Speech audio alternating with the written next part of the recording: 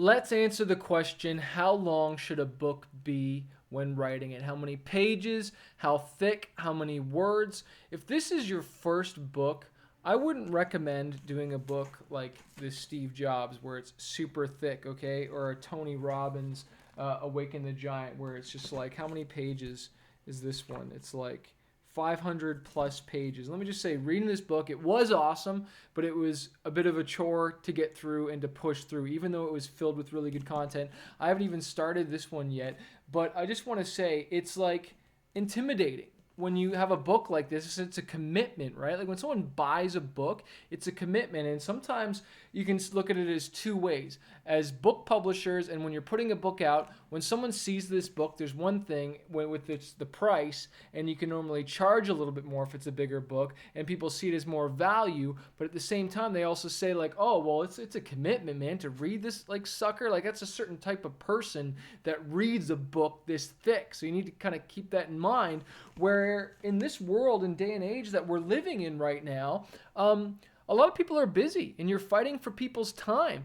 And so I encourage you to keep the book short. This is a thinner book here, and this is one of my favorite authors, Peter Daniels. This is only 120 plus pages, and it's got really big text. But you know what? It was packed with amazing info and totally changed my life. And to be honest, I've read this more times and got more out of it than the Tony Robbins one. And I'm not saying anything against Tony Robbins because he's amazing. He's totally changed my life.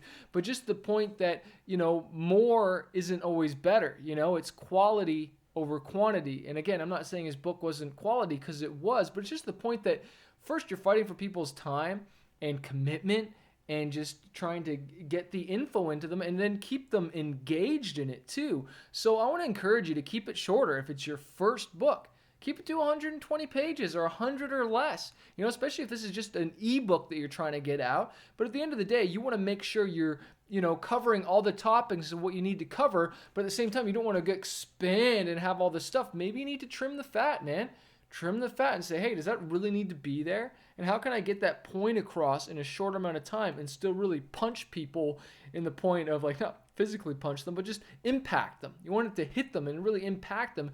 And I find shorter books are awesome. Seth Godin is really great with that. Some of his shorter books are just like, boom, they just really hit you in the chest. So I encourage you, keep it short, keep it quality, keep the stories, do big text. That's kind of going into the more design aspect of it. But you want to make it really easy for the reader, because there's something that happens when someone buys a book.